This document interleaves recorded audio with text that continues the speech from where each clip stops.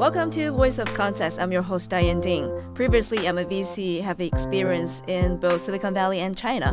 Now I'm running China's top business podcast network. Hello, I'm Aaron. I have 14 years of experience in China Asia market.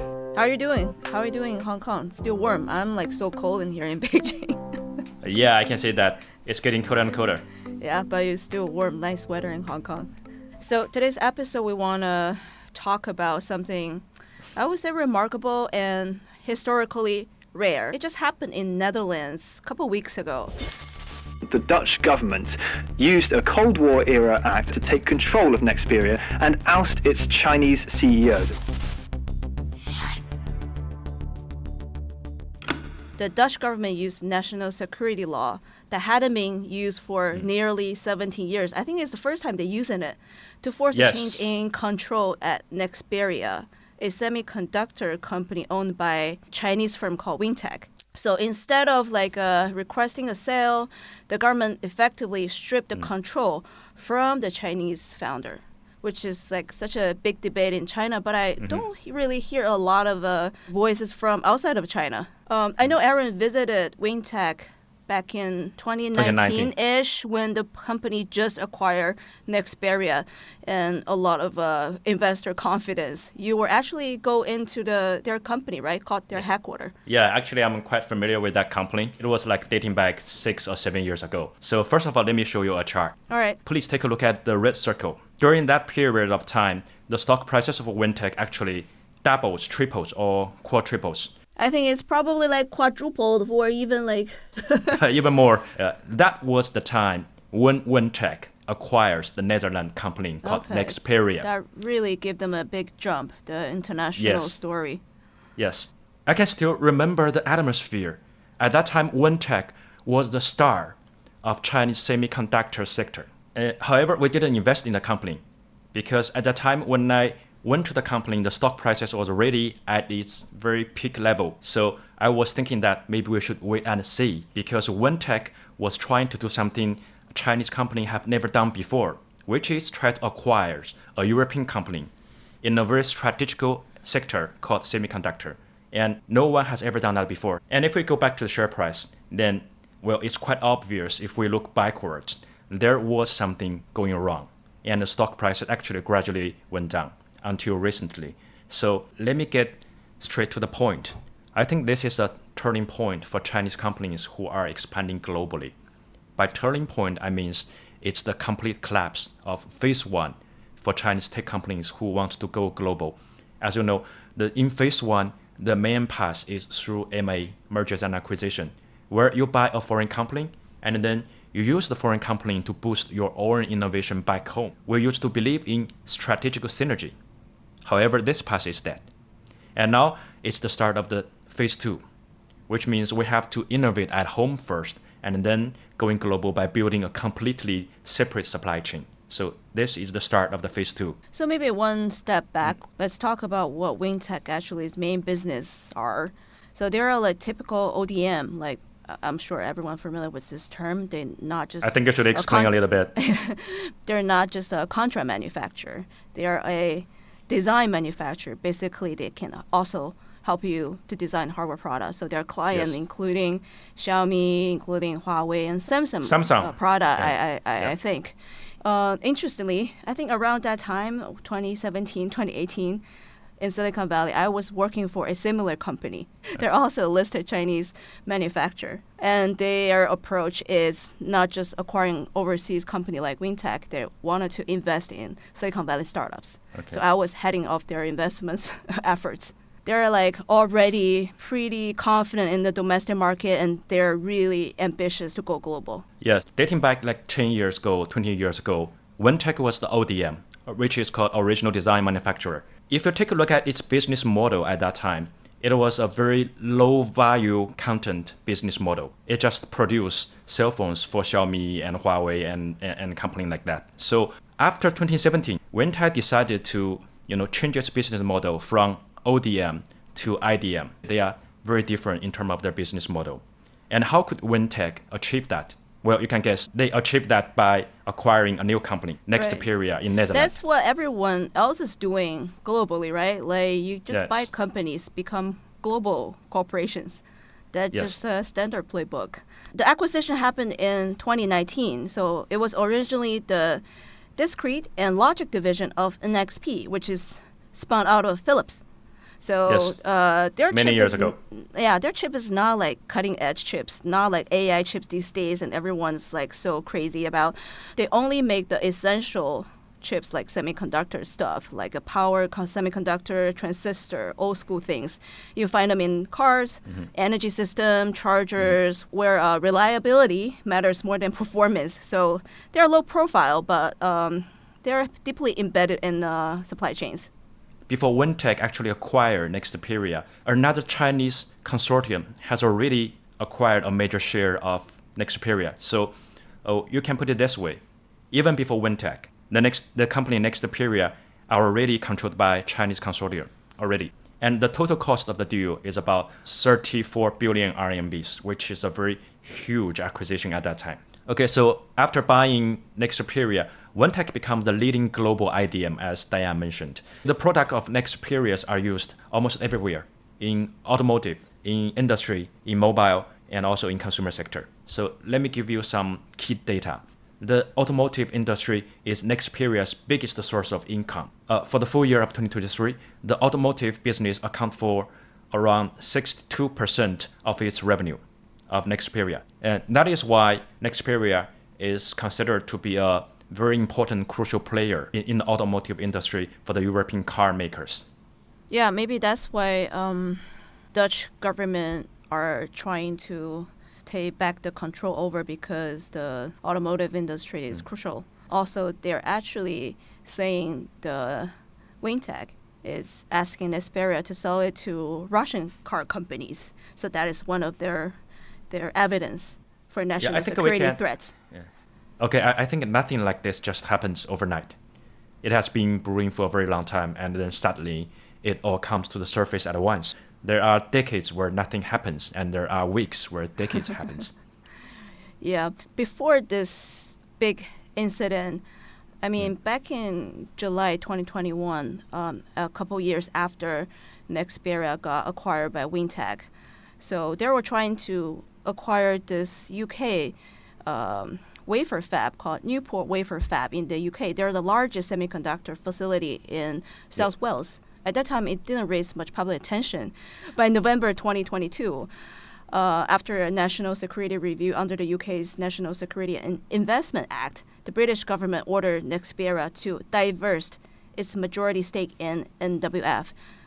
Why? Because China-linked owner might pose a risk to UK's tech infrastructure and supply chain resilience. Basically the same thing will happen now, in 2022 November in UK. So a year later, this company called Vishay Intertechnology, a US-based company, semiconductor company, announced it would acquire the fab from Nexperia for 177 million. And March 2024, the sales was finalized with full government approval. So you can see this is not the first time Nexperia has been encountered this kind of problem. This is not rare. Yeah. It's not high profile as TikTok got forced to divest in the US. Everyone used TikTok. Yes. It's a semiconductor company, and it doesn't raise a lot of attention. We can briefly go over what is the conflict right now and what is the timeline, how it happens. Right. I think it's just kind of like history repeat itself. It's very, very similar, but I wouldn't say it's perfect storm, but there are definitely something internal. So maybe we start with how this news breaks out. September 30th, 2025, the Dutch government invoked the Goods Provision Act of 1952, a law dormant for over 70 years, to freeze all major decision-making at Nexperia. And on October the 1st, 2025, a Dutch court suspended Nexperia chairman Zhang Xuezheng, is also the founder of Wintech, citing a violation of shareholder governance agreement, attempting to dismiss of 3 Western board members, and conflict of interest tied to Winsky procurement deals, which been cited a lot by Western medias. Nexperia entered a controversial procurement deal with a related party, Winsky Semiconductor, which is also owned by Zhang Xuezheng, raising internal governance concerns. A lot of Western media cited this as the major issue the Dutch government got involved. Now the control of Nexperia's voting right was transferred to an independent Dutch trustee. And let's go back to the beginning. Why did Wintech acquire Nexperia? What was its purpose at that time?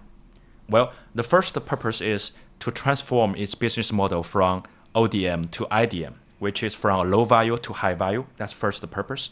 However, there was a second purpose, and that purpose is we called strategical synergy. I mean, in the conception of a Chinese company, that means we want to learn, we want to acquire technology from European companies or from US companies, and we want to use that technology back home.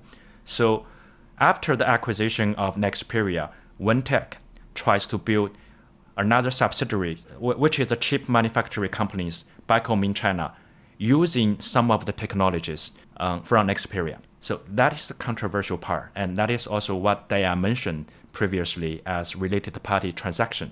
As it initially planned, once the construction of WinSky Semi finished, almost 17% of all the manufacturing capacity would be transferred from Netherlands to China. So by transfer the capacity to China, Wintech can actually save a lot of cost. That was the initial plan. But however, after the rule of the Netherlands court, right now Wintech can no longer do business both with Nexperia and WinSky Semi. So Aaron, so from your perspective, after you have done so many researches with public company, is this a related party transaction per se, or this is more like an excuse from Dutch court? Well, of course, this is a very typical related party transaction. But there's nothing wrong about related party transaction. But does it break the law? Well, I think there's a gap between our understanding. So if you take a look at the related party transaction in China-Asia market, I think it's more common than what you can see in the US or in European market. Well, in China's Asia market, the rules focus on procedures. Okay, let's be clear. They focus on procedures, and you have to disclose the deal, and then related party has to step out of the room during the vote. That is the right procedure. And once the procedure is finished, then we can carry on with the related party transaction. That is fine. But if you look at the EU rule, which is a little bit different from the Chinese Asia rule, well, in the EU, the shareholder rights directive are much stricter. Okay, they don't just require disclosure. They also require, let's say, a fairness opinion from an independent third party. Mm-hmm. And also, the deal must be approved by a non-related shareholders.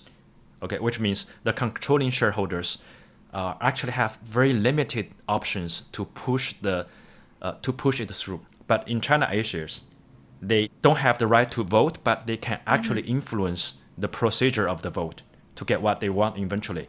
So from Zhang Xuezhen's perspective, who is the shareholders of Wintech and Nexperia, using Nexperia to help his another company, which we just mentioned, called WinSky Semi, was probably just strategic synergy. It's quite understandable. But according to the Dutch legal officer in the court, this was a very classic conflict of interest. So then it gave them the perfect legal jurisdictions for mismanagement. I just quote from the court rule. They call it mismanagement. Is it just the geopolitics on top of like ignorance of the EU law system and then just made it into a perfect storm? Let me try to be clear that there's a difference in terms of the understanding of mismanagement or related party transaction.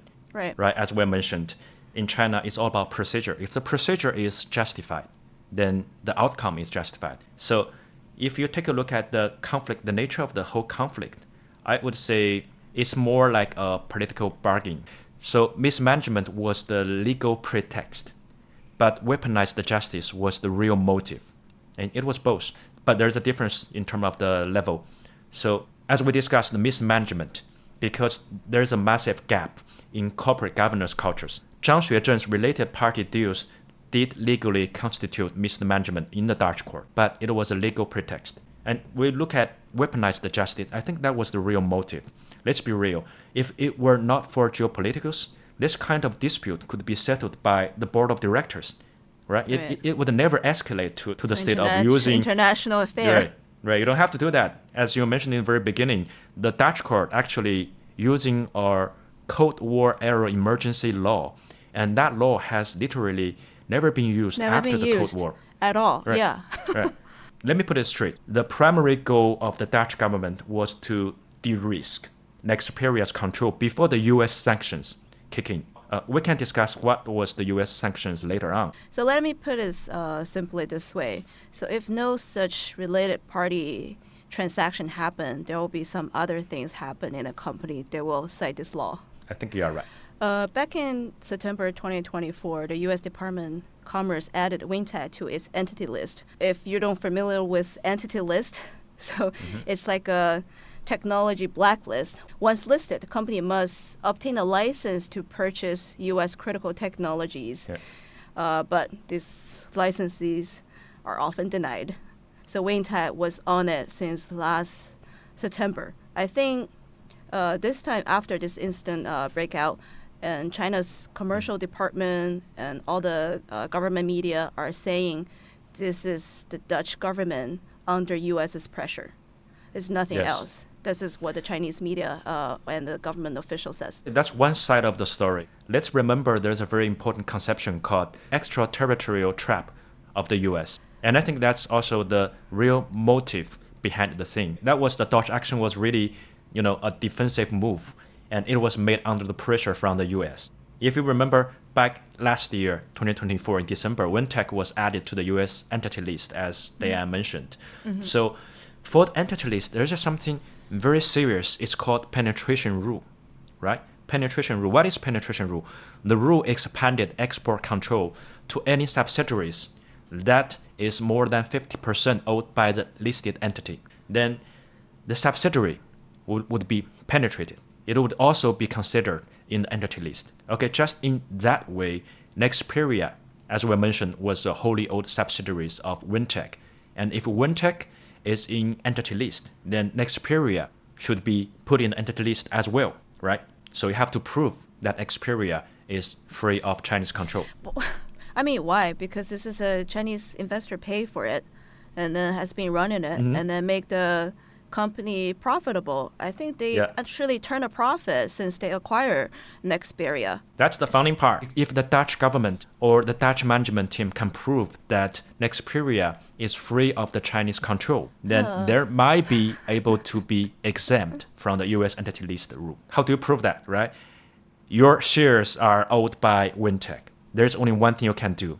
You have to prove that the whole management team is free of control of the WinTech. It feels like it's the exact story at a TikTok, and the U.S. government asked TikTok to be sold to a U.S. company. Actually, no. In the story of the TikTok, it might be a little bit different because the U.S. government wants ByteDance to sell the majority of its shares in TikTok. I mean, in the first phase, they want TikTok to use U.S. cloud infrastructure, to have U.S.-based governance, everything. And then the CEO, again, he's been saying that he's Singaporean. And then the U.S. politicians keep asking, isn't Singapore is part of China? Which is my God. Okay, Diane, you just mentioned something very, very important. You mentioned that's phase one. Right, so that's phase one. Right now, we know the story of TikTok. There was phase one, and there was phase two after phase one's requirement were all met. So let's go back to the case of Nexperia. And I firmly believe there will be phase two. And now we are in phase one. Okay, and since we are in phase one, let's focus on phase one. What was the demand from phase one? It has to prove that the company was free of the Chinese control. So something very interesting happened. They deprived the voting rights from existing shareholders. And that was something I've never heard before. If you are shareholders, then absolutely you should have the rights to control the board of directors. Right, it's a wholly owned subsidiary. It's not like they just part investor. Yeah, especially it was the wholly owned subsidiaries. So in the case of Nexperia, the Dutch government cannot force WinTech to sell its shares at this stage. So theoretically, WinTech still holds 99% of the shares. The Dutch government actually deprived WinTech from placing any influence on the Nexperia's management in Netherlands. Yeah, they strip all the power, voting power from Yes. Zhang. Okay, quote, the Dutch government freeze Nexperia's asset, IP, business operations, and personnel changes for 1 year, which means even when Tech was still the major shareholders, it has no influence in its business operations and the personnel changes for the next year to come. Do you have any information that who's actually managing the company? They're all Dutch people, or there are some Chinese management roles there other than Zhang? Good question. Actually, the management of Nexperia consist of Dutch citizen and German citizen instead of Chinese. Well, there are a bunch of Chinese management in Netherlands, but it does not consist of the major part of the management team. And also, the CEO is Zhang Xuezhen, so Right. he stays in China right now. After the whole conflict, the whole management of Nexperia was theoretically independent from the influence of Zhang Xuezhen. How does the China investor view this? How's their stock price going? Well, this is a very fun fact. Let me share with you another chart. This is the stock price of Wintech. And as you can see, there's a red square. That was the period of time when the Dutch government actually intervened with the conflict and the stock price dropped dramatically. But however, after like 3 to 4 trading days, the stock prices rebound. So here's what I want to say. Right. Even though the situation become worse than any of us have ever expected, the stock market has already expected. So people are not surprised by this geopolitics conflicts No. at all. Maybe initially just as a shock when It's the a news shock. break out, and then they're like, okay.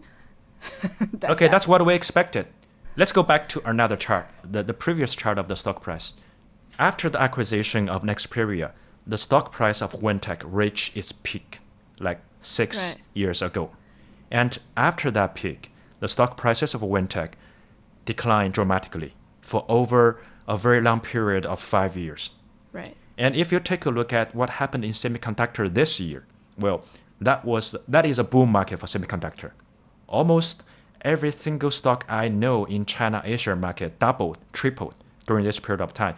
But if you take a look at Wintech, well, the stock price is still like, laying back and In the seems like gutter. nothing can move it. So that is the interesting part. The stock market has already sensed something has already went wrong. You give us the suspense. Just tell us what's your view. Well, look at the chart. Nothing happens in decades. And then all of a sudden, decades happen in days. So I would say after the peak of the stock price, the market was thinking about two issues. The first issue is, would it be so easy for a Chinese company to acquire a European company? Is it a very good opportunity or is it a trap? At that time, nobody knows the answer. So that was the question we bear in mind after the acquisition. And the second one is, would we actually have the strategic synergy as we hope for by acquiring a foreign company? That was question 2. And now we have the answer for both of the questions. The answer was no. We don't have that. But during that period of time, during the past 5 years, the market has been asking the question again and again. That is why there feels like a very huge pressure upon the stock price of Wintech. Even though its competitors, its peers, actually double their stock price, but Wintech stayed there all the time. Let me give you a little bit about this, my take in the private sector, not a public company. So I think that's kind of it's like the watershed moment since 2018. I'm sure you're familiar with CFIUS review. Like basically it's related to the U.S. National security. But in the 2018, since the passage of FIRMA, FIRMA, the Foreign Investment Risk Review Modernization Act. So the landscape of cross-border investment has fundamentally changed. I have really firsthand experience during that time. I think beginning of 2012-ish, there's a lot of Chinese money coming to Silicon Valley, invest. There are a lot of Chinese funds that want to get involved. And all the companies, startup, they welcome them. They welcome the Chinese money. They welcome the China's collaboration and the market growth opportunity. But since 2018, everything changed. Everyone, all the Chinese investors I know left U.S., left Silicon Valley. So that's I think it's still true. They left China. They flew somewhere else. It's totally decoupled. I think the little drop, I think also within that kind of time frame, it's not just the secondary market, it's also the private sector also. That actually illustrates one point. The old model of globalization, or we call it capacity allocation, right? It's based on efficiency, which means the capital flow to the cheapest, the most efficient place, like European design and Asia manufacturing, which is actually the case of Nexperia. That was the old model of globalization. But this conflict proved that a highly integrated global companies, such as Nexperia, they can be torn apart instantly by geopolitical games, and with both sides trying to use their piece of the supply chain as a leverage. And as a result, the old paradigm was dead already. And now we are entering a new phase of regional strategy. I think it's the end of the phase 1 and the beginning of the phase 2. But however, there's a transition period. And during this transition period, we actually hurt each other. Or let me put it another way, there is a mutually assured disruption. And why is that? Let's look at the irony side of the story. The original purpose of the Dutch government was to intervene in order to secure Europeans' cheap supply. But the action is exactly what caused the supply chain to break immediately. If you take a look at China's counter moves, after the Dutch government rules in October, the China's Ministry of Commerce hit back immediately. They banned Nexperia's factories in China from exporting specific finished component back to Europe. So this is what we call mutually assured disruptions. Okay, even though the Netherlands sees the brain part, which is the factories and also the IP, but the China controls the hand, which means the testing and the packaging part of the chip manufacturer. So China's export ban immediately caused a crisis for automotive producers in Europe, such as Volkswagen's BMW. Mm-hmm. So neither side can use the full value of this asset alone. We have Nexperia placing here, nothing changed. But the only result is that they have both managed to destroy the company's global competitiveness. Nobody wins. This is a very painful transition period. Yeah, I mean, this story happened before when the Apple supply chain experienced basically the same thing. I heard from my friends from Apple, and they were like really working so hard and try to recreate their new supply chain after the decoupling. I think they are moving from China to India. Right. So this is just in the process of more breakdown the globalization world. I think the new paradigm is regionalization instead of globalization. This is the breakdown of the old world orders. But as we mentioned in the last episode, the CamberCon story, so there is force and there's like force that come back at it. Like CamberCon is the perfect example, and that company like CamberCon force grow into this giant that can just be the replacement of NVIDIA in China. And then we're talking for the whole episode this time, and there's probably no more globalization and just regionalization for the years to come. It's a sad story. Chinese companies can no longer pretend it's just business. So by just doing business is not enough to avoid regulations. And Chinese companies can no longer assure that they are safe just by following local business laws. I think that is the primary lessons we have to learn from this case. Yeah, so if we have to give a concluding remarks, first of all, the old path is dead. So we have to find another way for globalization, or more accurately, find a new way for regionalization. And secondly, Chinese companies have to get involved in politicals and have to learn their rules and use their rules. We cannot avoid that anymore. I kind of doubt that if we... So if you pull the national security, if you pull this kind of like what the Dutch court pulled, this like they never used this act ever. Yeah. So this is not fair anymore. This is not like a fair trade anymore. Well, it's not a fair playground. from the beginning. No, it's not. Yeah. It's Yeah, my so- territory. You play by my rules.